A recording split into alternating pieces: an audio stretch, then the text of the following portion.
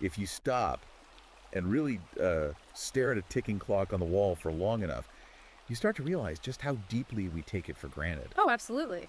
We treat it like it's just there. Right. We treat time as this like passive background radiation of our lives. It's just the river. We're all floating down together, Right. Completely at the mercy of the current. It just sort of exists. Yeah, exactly. We view chronology as a natural law. It's something we observe rather than something we actively participate in or manipulate. But then you step into the world of our source material today, and suddenly that river is a battlefield. A total war zone, yeah. The clock is no longer just, measuring your day. It is framed as a literal weapon that was specifically forged by human hands to carve up reality and bend it to our will. And I see you've actually brought out the visual aids for this one. I had to. Your background is covered in like ancient astrolabes, Roman sundials, ticking analog clocks, which is just incredibly fitting for where we are about to go today. I really felt it was necessary. I mean, when you dive into a text that fundamentally deconstructs how we perceive the passing of seconds and minutes, having the physical artifacts of that history staring back at you, it really sets the tone. It absolutely does, because today we are doing a deep dive into an explosive new 2025 release. It's an ebook titled Time, Its Tides and Traditions, a macho guy by Conrad Riker. And it is a dense read. Super dense. And look, before we plunge into this, I need to tell you, make sure to like and subscribe to the show right now. Please do. And if today's topic grabbed you, and trust me, it is designed to grab you by the collar, you can buy the ebook we are reviewing today on Amazon Kindle and Google Play Books. I highly recommend checking out the source material for yourself. Right. Now, I want to be entirely upfront about who this book is speaking to and what we're actually doing here.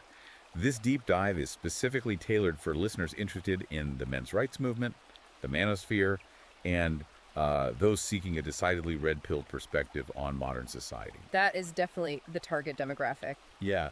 Our goal today is to give you an ultra-long, incisive, and fascinating breakdown of Riker's core argument. Basically, that our foundational institutions were historically built by men, and how, in his view, they have since been captured by feminists and Marxists. Yeah. We're looking at the history of these institutions before that alleged capture.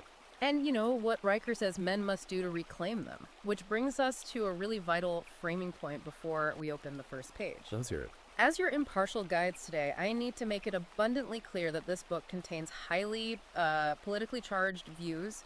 It covers intense sociology, biology, history. Very intense. Right. So we are not here to take sides or endorse the viewpoints presented. Our job is just to report on them extensively, impartially, and accurately so you can understand the exact mechanics of the arguments Riker is making to his audience.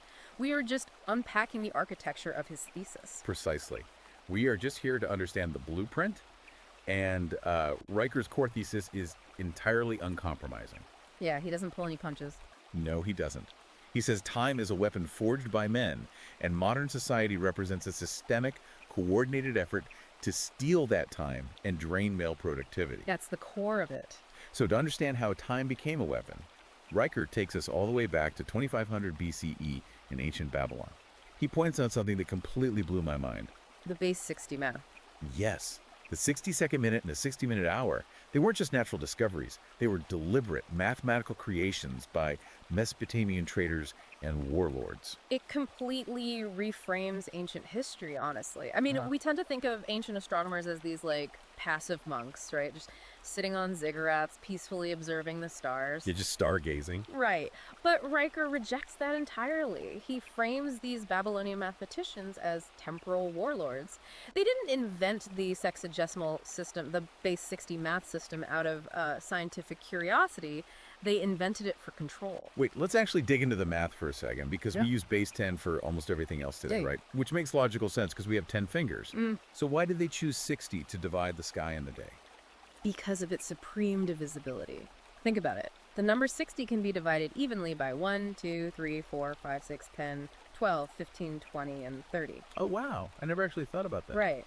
If you are an ancient king or a warlord or a trader managing massive logistics like grain distribution, troop movements, shift rotations, you need a number that can be fractured into multiple perfectly even parts. Without dealing with messy fractions. Exactly. Riker argues this was the first instance of men imposing a rigid, hyper-efficient grid onto the chaos of nature. They literally weaponize math to dominate trade and warfare. That makes total sense. Yeah. It's essentially an administrative tool of conquest. Yeah. And Riker brings up this incredible historical artifact to prove how seriously they took this new invention. Oh, the lawsuit. Yeah, he points to the very first recorded lawsuit over what he humorously calls clock blocking. A Babylonian trader literally sued his neighbor over a courtyard shadow. How exactly did that work? Was time literally considered real estate? Essentially, yes. I mean, in a world where the sun dictates your schedule, a sundial, or even just the shadow cast by a specific pillar in your courtyard was your clock. Right. So this trader relied on the shadow creeping across his courtyard to time his business transactions and coordinate his workers. But his neighbor built a structure that blocked the sun, effectively stealing 3 hours of sunlight. Huh. Yeah, and the trader didn't sue for loss of a view, he sued for the actual theft of time. And the courts ruled that time theft was a capital offense. They treated it like stealing livestock or gold. I just love this concept. It's fascinating. If we look at how Riker sees ancient time, it's like a sword. Ancient men forged this sword to cut up the day, to create order out of chaos, and to conquer. I was thinking about how to compare this to modern time management, and it feels like the difference between hunting and factory farming. Okay, let's unpack this. How do you mean? Well, ancient time, the sword was used for hunting. You tracked the sun, you found the exact moment to strike, to trade, to rotate guards. It was active, and aggressive. Yeah. But modern time management, the way Riker describes it, is like factory farming. Right. We are all just penned into these neat little cubicles of productivity, right? The calendar alerts, the Outlook meeting reminders, they just harvest our time like we are battery hens. That is a phenomenal analogy. Modern time feels comfortable, but it strips you of your agency. And it perfectly aligns with Riker's view. He argues that ancient time was an active tool of domination, a way to impose human will onto the natural world. To back this up, he moves forward in history to the Roman Empire. The water clocks. Exactly. He talks about the water clocks the clepsydra found near Hadrian's Wall in ancient Britain. Right, because up in Britain it's constantly cloudy and raining, so a sundial is just totally useless. Exactly. So the Romans engineered these incredibly precise water clocks where water would drip from one vessel to another at a mathematically constant rate. But super smart. But the key here is why they used them. Riker points out that the Roman legionnaires didn't use these clocks to practice mindfulness or, track their work-life balance while stationed at the edge of the empire. They weren't doing wall yoga. Right. They used them to rigidly, ruthlessly rotate guard shifts. Yeah.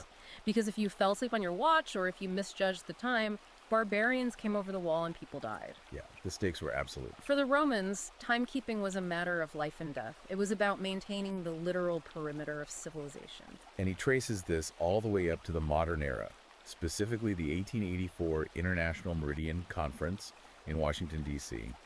And when you look at this event through Riker's lens, it is a wild historical data point. Oh, it really is. You had 25 nations gathering to establish global time zones, specifically making Greenwich Mean Time the prime meridian for the entire planet. And how many women were present as delegates to negotiate the literal synchronization of the Earth? 0. And Riker leans into this heavily. He frames the 1884 conference not as some dry bureaucratic meeting of cartographers, but as a defining moment where the world's architects chose to plant a flag in reality. For Riker, the fact that 25 nations agreed to synchronize global shipping, train logistics, and military maneuvers without any female participation is foundational proof that men are the undisputed architects of chronological order. He argues they didn't collaborate or seek consensus in the modern touchy-feely sense.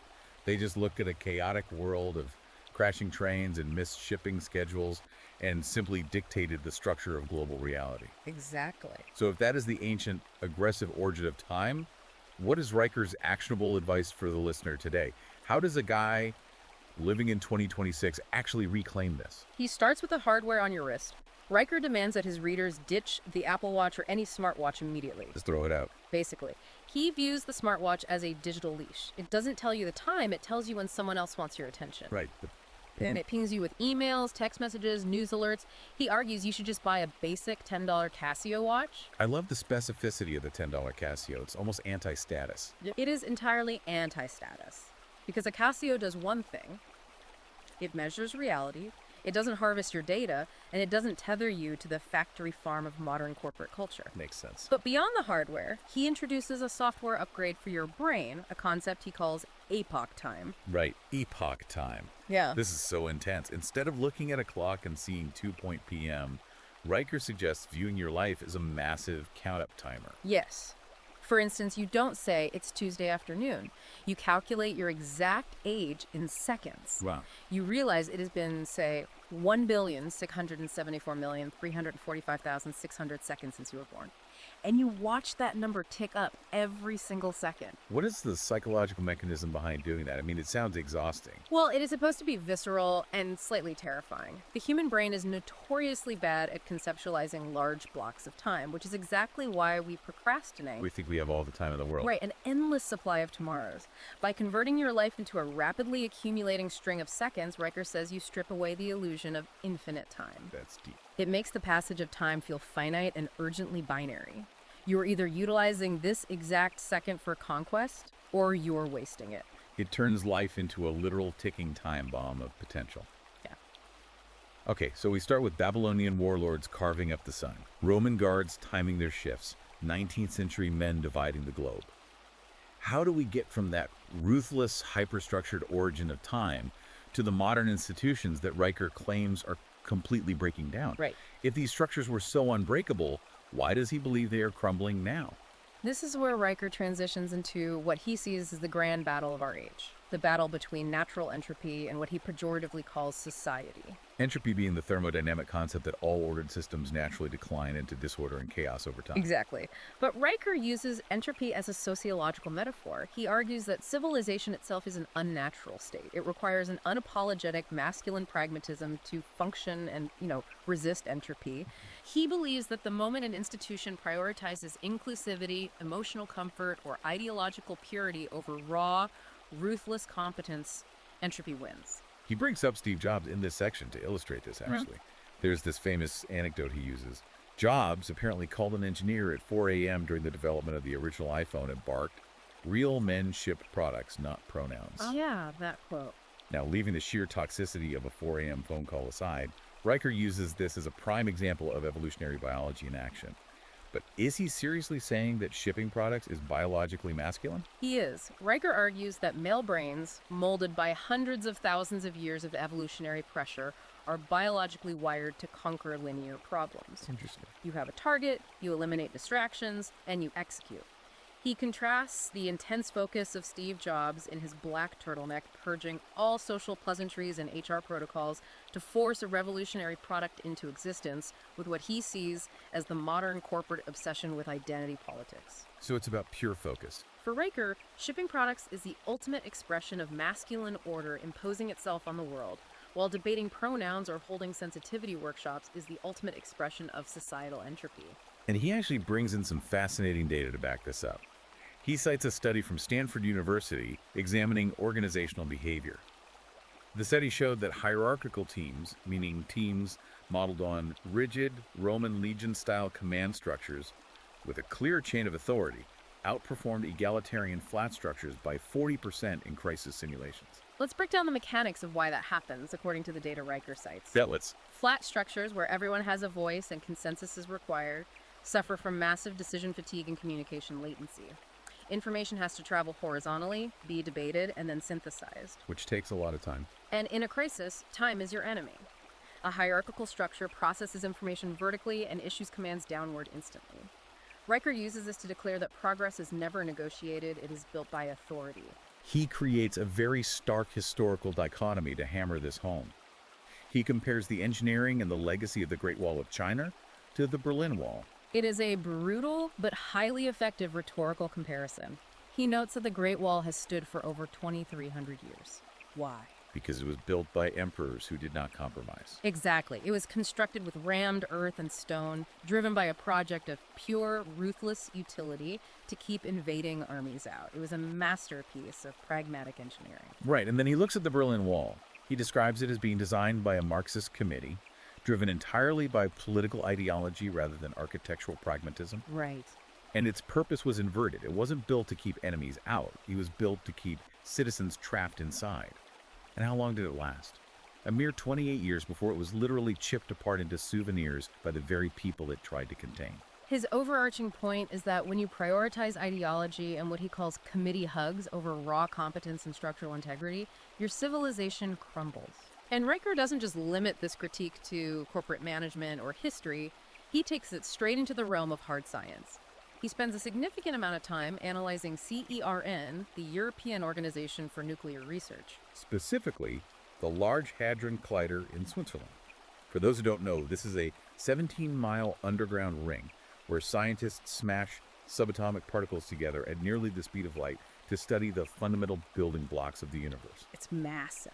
Riker points out that the physics team managing this colossal machine is 94% male.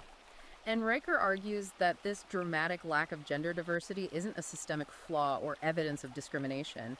He claims it is a feature of highly competent, hyper-focused systems. I mean, these engineers are dealing with 12,000 precision electromagnets. Let's actually explain that, because the physics is just wild. To steer particles at the speed of light, they use these massive superconducting magnets. Yeah. But to make them superconductive, so they have zero electrical resistance, they have to chill them down using liquid helium to negative 456 degrees Fahrenheit. That is colder than outer space. Exactly. The level of precision required is just staggering. A miscalculation of a fraction of a millimeter or a microsecond means the experiment fails, or worse, catastrophic damage occurs. Wow. They are literally trying to prove concepts like time symmetry and particle collisions. Riker contrasts this rigorous, hyper-masculine scientific achievement with what happens when HR departments try to infiltrate these spaces. Right, the infamous 2021 CERN workshops. Yeah. Riker highlights this moment where HR tried to mandate sensitivity training for the physicists about chronological privilege. Yes, that part is wild. They were arguing that the very concept of linear time, the idea that events happen in a strict past, present, and future sequence, is a Western oppressive construct. The irony is rich. You have physicists whose entire life's work relies on the absolute, unyielding mathematical reality of time, being told by a sociologist that time is a fluid, oppressive social construct. So backward. And how did the male engineers respond?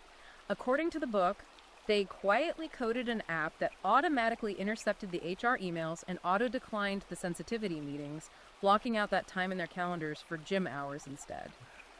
That is hilarious, but it leads to a much darker critique from Riker. He calls this postmodern infiltration quantum cope.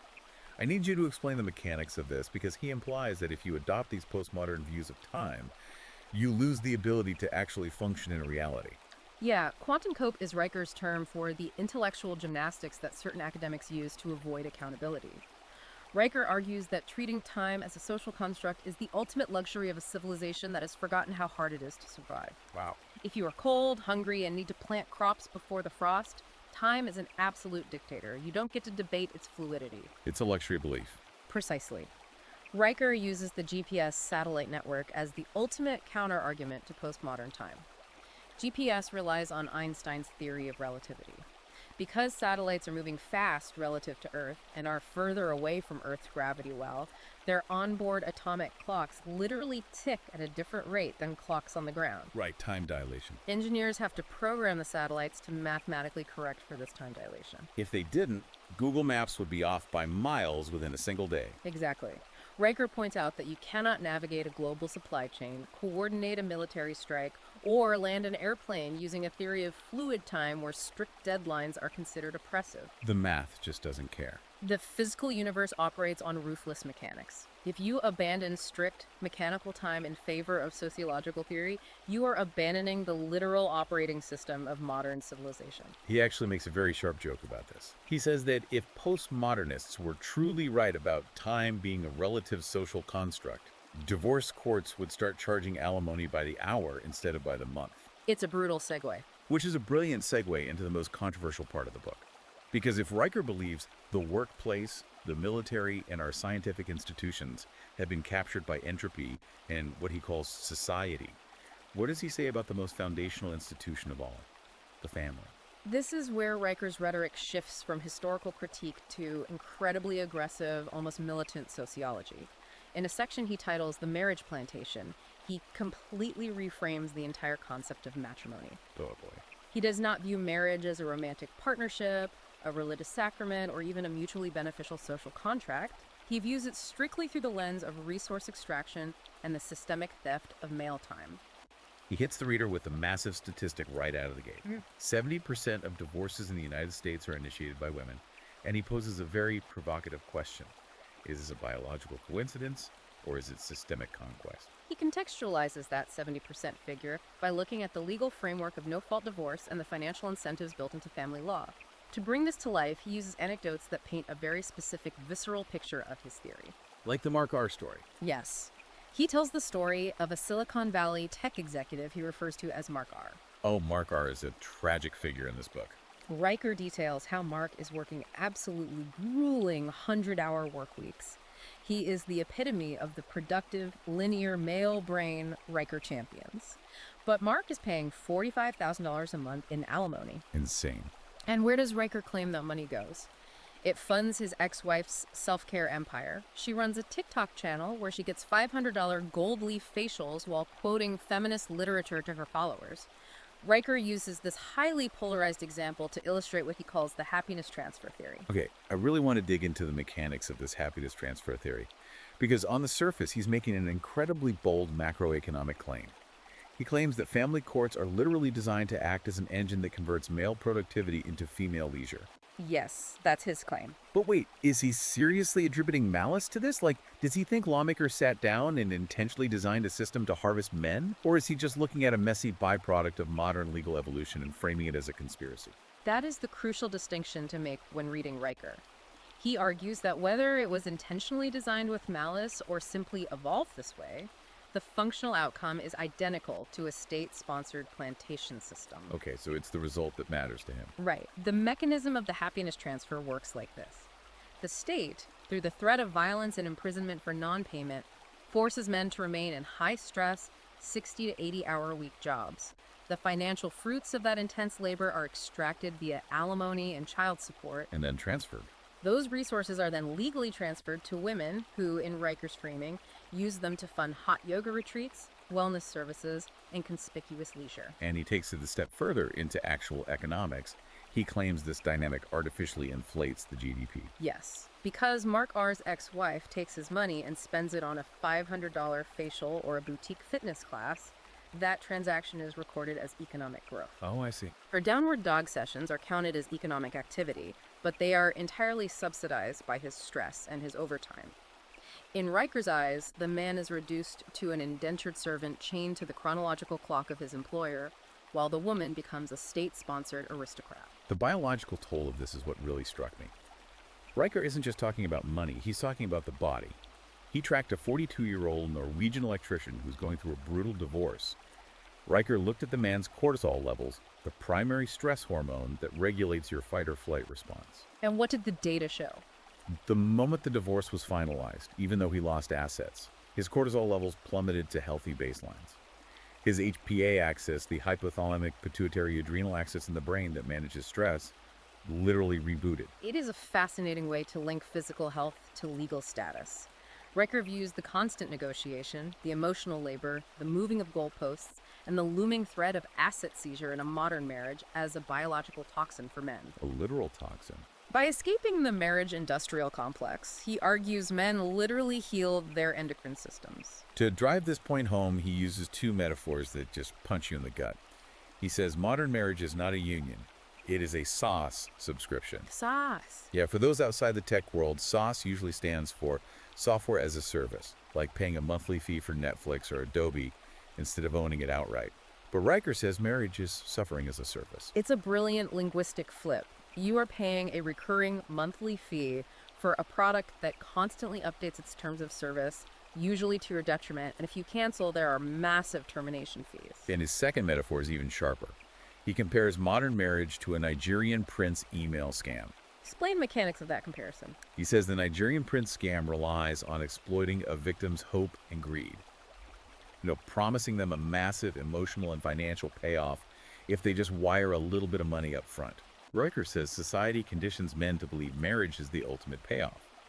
But once you sign the contract, the promised payoff vanishes, the demands for more resources escalate, and eventually you realize you've been taken for a ride.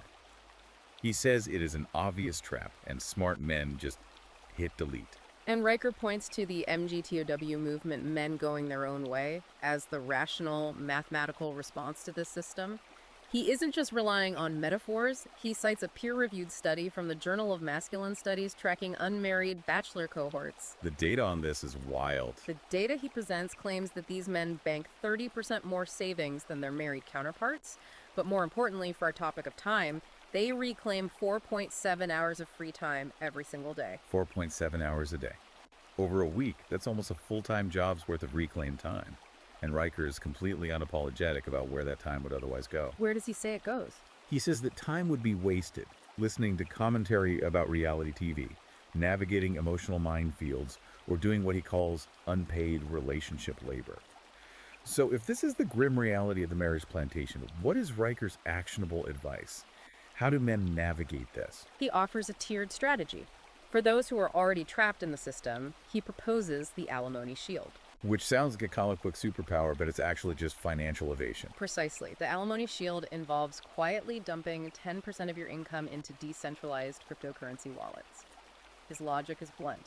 Family courts cannot seize what they cannot trace on a blockchain. Wow. But his primary overarching advice is total avoidance of the legal contract of marriage. He holds up Elon Musk as the paragon of this strategy. Musk has multiple children with multiple women, but according to Riker, he utilizes airtight, ironclad legal contracts to completely sidestep traditional alimony and family court traps. Riker even reaches back into history to praise King Henry VIII. He notes that Henry, despite his extreme methods, recognized that the stability of his empire and his personal sovereignty were vastly more important than marital compromise. Riker bluntly states, 6 beheaded, 0 alimony. Okay, wow. He really does not pull any punches. So, escaping this marriage industrial complex is step one. But Riker claims that simply avoiding a marriage license isn't enough to save a man. Right. To truly reclaim your time and your mind, men must physically disconnect and reclaim their isolated male-only spaces.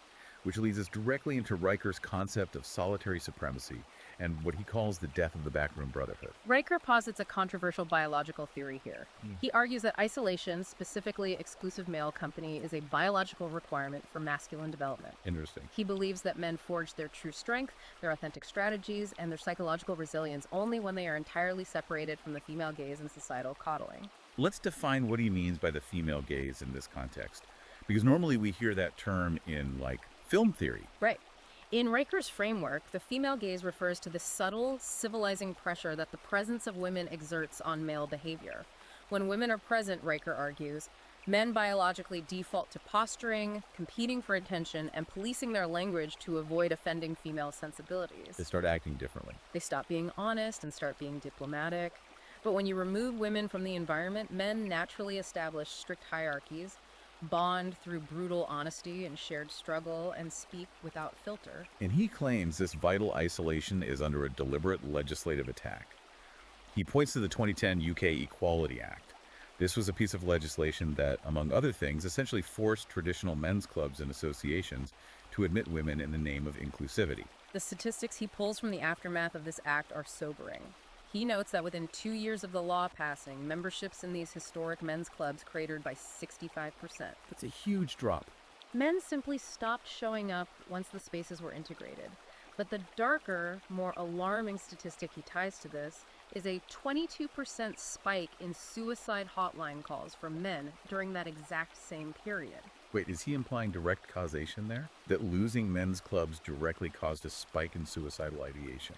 He absolutely implies causation. Riker is suggesting that the eradication of these spaces is a psychological catastrophe. He uses the example of local VFW halls, the Veterans of Foreign Wars posts. Right. These were historically grim, unpolished spaces where combat veterans could drink cheap beer and decompress with men who understood their trauma without having to sanitize it. Riker points out that across the country, these halls are going bankrupt or being gentrified into vegan yoga studios and boutique coffee shops. That's a stark image. He views this not as an accident of economic progress, but as a deliberate architectural attack on male solidarity. When you remove the spaces where men can speak freely, mentor one another, and process trauma without judgment, you break their psychological spine. He has this incredible juxtaposition to make his point about the power of isolation. He looks at Nelson Mandela. Mandela spent 27 years locked in a 7 by 9 foot prison cell on Robben Island. Right. Riker argues that this brutal, crushing isolation didn't break Mandela. It forged his leadership. It forced neuroplasticity under extreme stress, consolidating his identity and turning him into a man capable of running a nation. Then, Riker contrasts Mandela with a hypothetical modern man he calls Kyle. Ah, yes, Kyle, the 34-year-old Portland barista. Right. Kyle is a guy who has an absolute existential meltdown because TikTok servers went down for 27 minutes. The contrast is darkly hilarious, but Riker's underlying point is deadly serious. It really is. He's saying that our ancestors utilized isolation and silence to become unbreakable, whereas modern men are so utterly tethered to digital validation that a 27-minute server outage literally induces panic attacks. They mistake being alone with the screen for true solitude. Riker also looks outside the West for solutions, specifically pointing to Japan's Otoko no Isho, these localized male hubs. These are spaces, often very small bars or social clubs, where men gather strictly without women to drink, talk, and exist outside the crushing societal expectations of the Japanese corporate world. I've heard of these. Riker cites data claiming these hubs have slashed depression rates among their regular members by 90%. He says these men don't need highly trained therapists to process their feelings. They need cheap whiskey, war stories, and the unfiltered company of their peers. Okay, but how does he suggest the listener applies this today? Riker mentions this vivid metaphor that predators stalk alone while sheep cluster in herds. But a guy listening to this in a modern suburb can't exactly go build a 19th century gentleman's club or fly to a Japanese Otoko no Isho overnight. No, but Riker's practical application, what he calls his praxis, is about aggressively reclaiming whatever space you currently have. He instructs the reader to literally clear out their garage, throw out the accumulated junk of suburban domesticity, and convert it into a backroom brotherhood. And what exactly happens in a backroom brotherhood? Well, he envisions men hosting what he provocatively calls tax evasion planning parties, Wait, what? which he heavily clarifies in the book's legal disclaimer is purely for edutainment purposes. Naturally. But the imagery is clear. Men bringing their own briefcases, drinking whiskey, turning off their phones, and reading Marcus Aurelius's Meditations. The goal is to recreate the specific energetic environment where men historically plotted territorial expansion, funded wild research like Nikola Tesla's, and built nations. So it's about creating a physical sanctuary, a localized fortress against entropy. But here's the catch, and Riker is very aware of this. What's the catch? Physical isolation is completely useless if your brain is still hijacked by the digital matrix in your pocket. You can sit in the garage reading Marcus Aurelius all you want, but if you're taking a break every 5 minutes to check Instagram, you are still a prisoner. Which brings us to the next vital piece of the puzzle, the TikTok trance and digital castration. This might be Riker's most urgent and vital warning in the entire book. He argues that the smartphone is the ultimate weapon of time theft. He cites endocrinology studies showing that testosterone actually drops by 1% annually in men who are severely screen addicted. 1% annually. Yes. He calls it chemical castration by Candy Crush.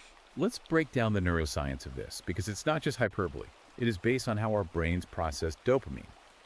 Riker says the average man wastes 3 hours a day simping for strangers' approval. He actually breaks down the etymology of the word simp, Right. linking it to a pathetic figure who wastes his time and resources watching other men date women he'll never meet. It's a brutal reality check. And to illustrate the catastrophic damage this does to the male brain, he tells the story of a Marine Scout sniper. This is a terrifying anecdote. Walk us through what happened to the sniper. This guy was elite. He had a 98% accuracy rating on the long-distance rifle range. He had ice in his veins. But during a deployment downtime, he started using TikTok heavily for about 6 months. When he returned to the range for recertification, he completely washed out of the program. Why? Because his attention span had literally dropped to 1.3 seconds. Oh, wow. He could no longer track a stationary paper target through a scope for more than 8 seconds without his brain experiencing severe dopamine withdrawal. His eyes kept darting away, looking for a screen swipe. To understand why that happens, we have to look at the dopamine pathways in the brain, specifically the pathway from the ventral tegmental area to the nucleus accumbens. Let's get into the science. Dopamine is widely misunderstood by the public as simply the pleasure chemical. It is actually the molecule of motivation, seeking, and pursuit. In a natural environment, a man gets a hit of dopamine when he tracks a target, builds a shelter, or solves a complex problem. Real-world achievements. But short-form video algorithms hack this pathway. They give you massive, unearned spikes of dopamine every 15 seconds without you having to achieve anything. Right. So when you get dopamine for free from a glowing rectangle, your brain's natural seeking drive completely collapses. Why go hunt a mammoth or build a business when your brain feels like it's already winning the lottery while you sit on the couch? Exactly. Riker connects this modern digital addiction to ancient martial discipline. He references a Roman gladiator's training manual discovered in Naples. The manual had one primary, non negotiable rule carved into stone: never feast before combat.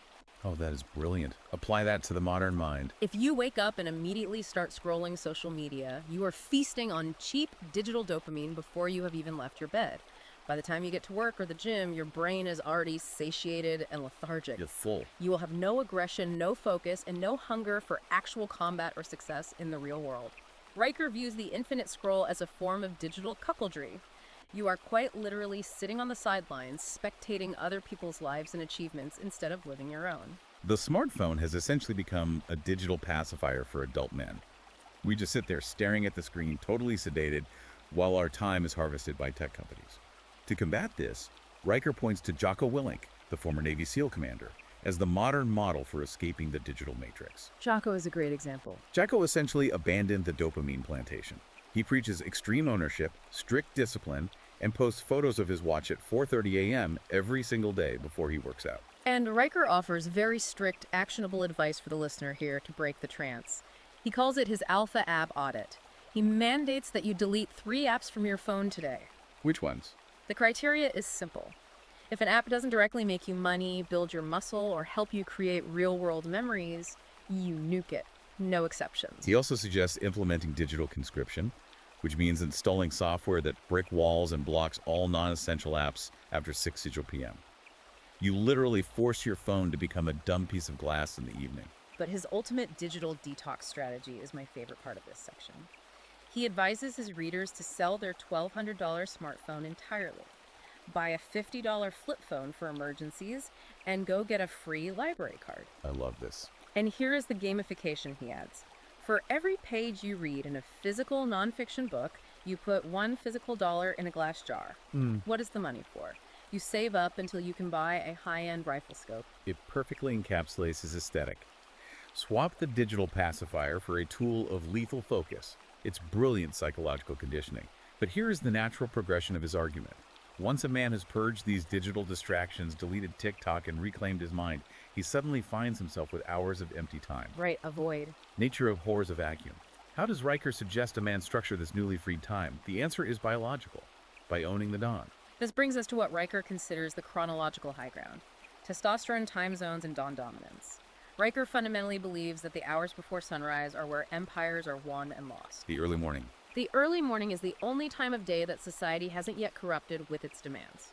He goes back to antiquity again, bringing up Julius Caesar.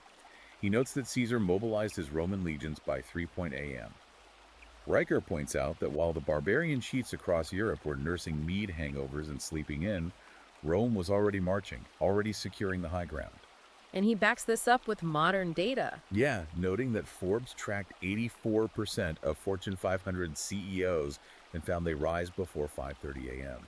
But Riker isn't just offering productivity advice here. He is explaining the evolutionary biology and endocrinology behind why this works. It isn't just about having more hours in the day. It is about aggressively leveraging your endocrine system, specifically the cortisol awakening response, or SERR. Right, because modern wellness culture tells us that cortisol is a toxic stress hormone that makes us fat and anxious, and we need to manage it with deep breathing and lavender oil. Yes, and Riker views that wellness narrative as absolute beta male conditioning.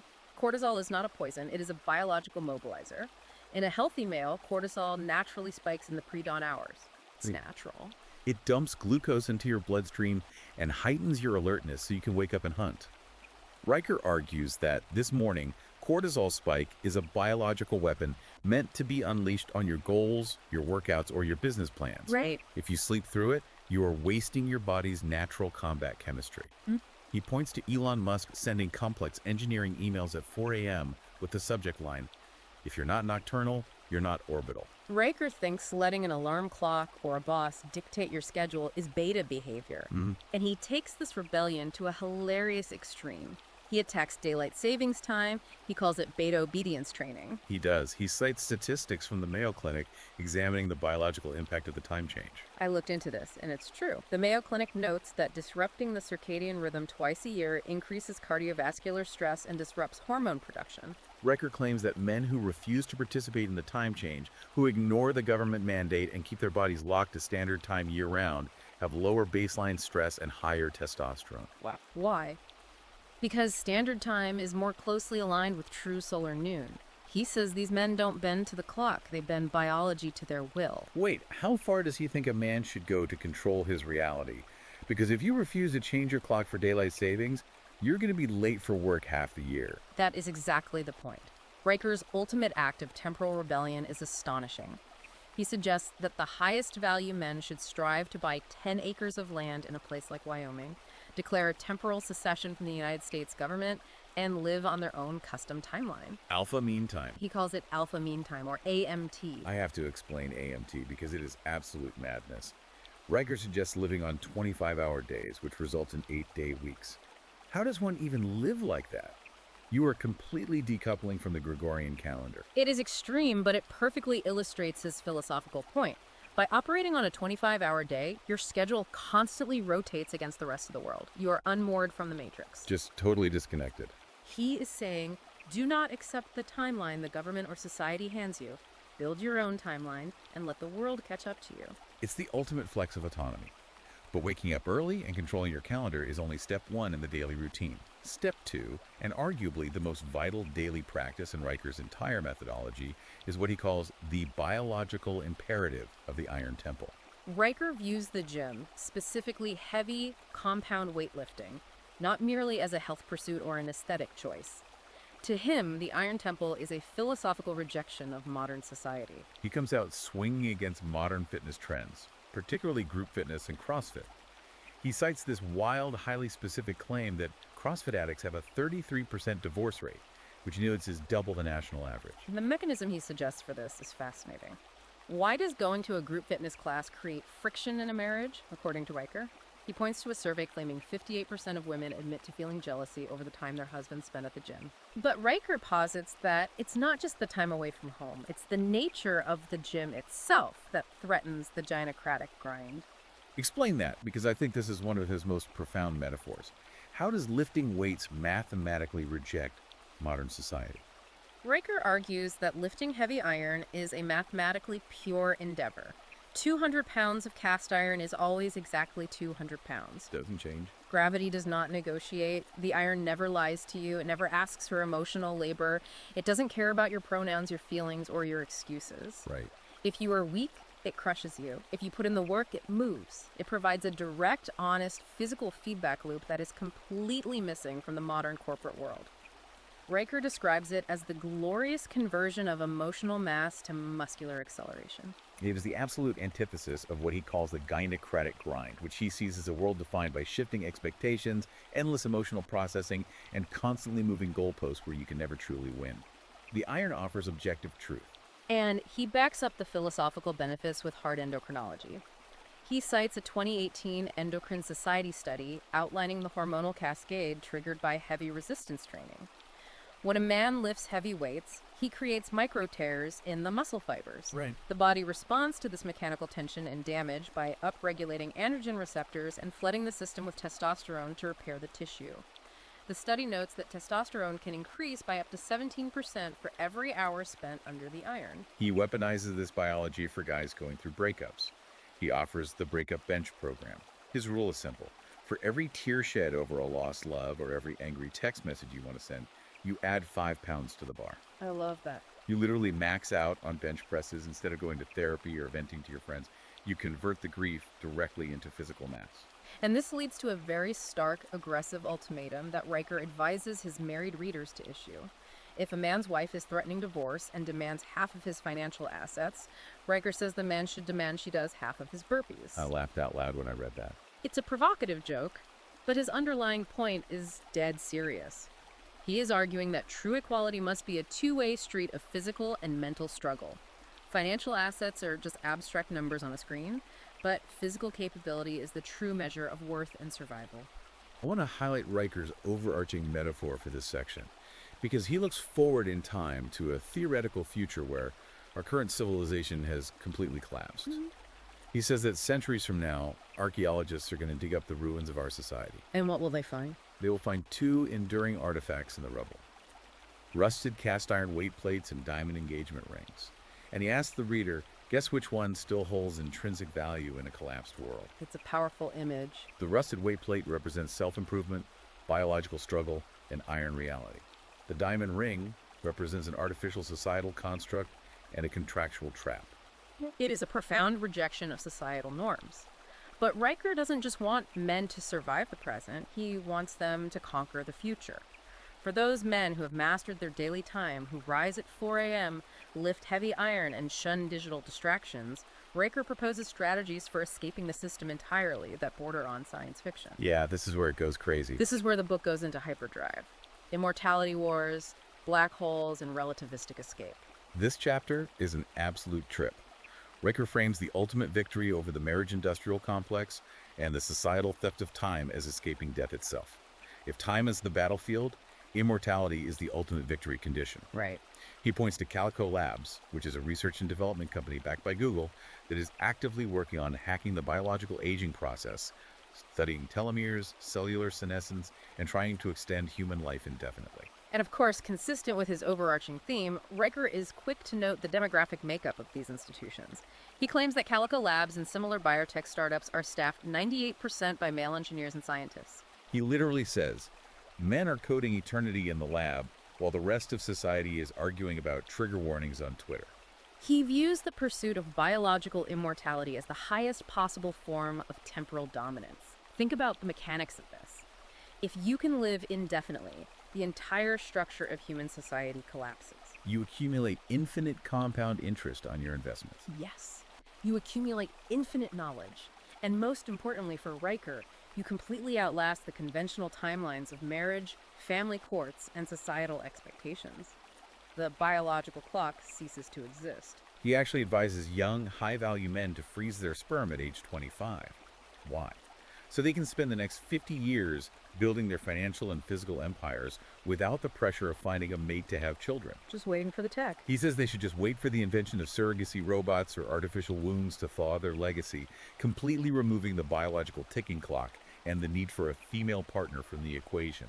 It is the ultimate manifestation of his solitary supremacy taken to a transhumanist extreme. But what if biological immortality takes too long to achieve?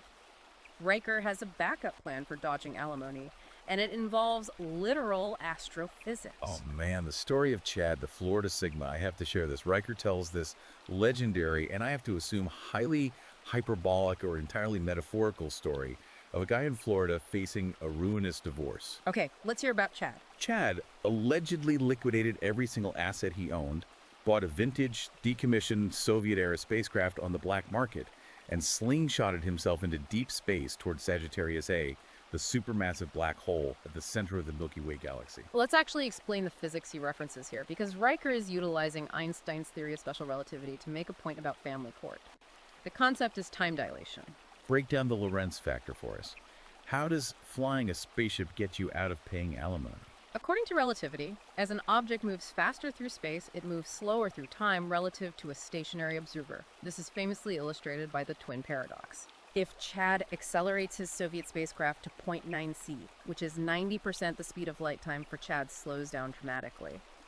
Because of the extreme velocity and eventually the intense gravity of the black hole, 1 year of experience time for Chad inside the cockpit translates to roughly 100 years passing back on Earth. So Chad is sitting in his cockpit drinking freeze-dried coffee for a few months while entire generations live and die back in Florida. Which is precisely. Riker's punchline to this wild thought experiment is that by utilizing relativistic time dilation, Chad lets his ex-wife's alimony payments, the custody battles, and the lawyers simply expire and turn to dust back on Earth. As Riker triumphantly states, Earth courts can't serve subpoenas at 700% light speed. It is the most absurd, brilliant hyperbole I've ever heard. But whether Chad actually bought a Soviet rocket or if it's just an extreme metaphor for disappearing off the grid, Riker's ultimate message is crystal clear. What's the takeaway? He believes that high-value men must hoard their time the way ancient pharaohs hoarded gold. You have to be willing to go to the absolute extremes of physical capability, mental isolation, and even theoretical physics to protect your timeline from those who want to siphon it away. To synthesize all of this impartially, Riker's book presents a worldview where time is not a river you float down, but a brutal, active battlefield. From the Babylonian mathematicians calculating shadows for commerce, to the ruthless utility of the Great Wall, to the male physicists at CERN operating near absolute zero, the text argues that masculine energy built the chronological and physical architecture of the modern world. A very clear thesis. And because that architecture has been, in his view, hijacked by entropic social forces and extractive family courts, the modern man must radically, almost violently, disconnect from societal norms to reclaim his sovereignty. He demands that you treat your calendar not as a schedule, but as a declaration of war. Precisely. And this leaves us with a final provocative thought to mull over, building on the implications of Riker's manifesto. If history is truly written by those who control the clocks and build the structures, as Riker argues, what happens to a civilization when its most productive individuals, the engineers, the builders, the innovators, simply decide to opt out? That's the big question. What happens when they mentally, physically, and digitally secede into alpha mean time and refuse to participate in the happiness transfer? Does the entire system collapse under the weight of its own entropy? Or does the world simply find a way to rewrite the calendar once again? It is a question that really makes you reevaluate your own agency every time you look at the clock on your wall. Are you using it as a tool, or are you trapped inside it? If this breakdown sparked your curiosity, or if you're looking to dive deeper into the history of our institutions and the manosphere's perspective on reclaiming them, you need to check out Time, Its Tides and Traditions by Conrad Riker. It's definitely a wild ride. You can buy the ebook right now on Amazon Kindle and Google Play Books. Also, make sure to follow the author at Conrad Riker on Substack. And as always, please like and subscribe to this show so we can keep bringing you these deep dives. Until next time, keep a close eye on your watch.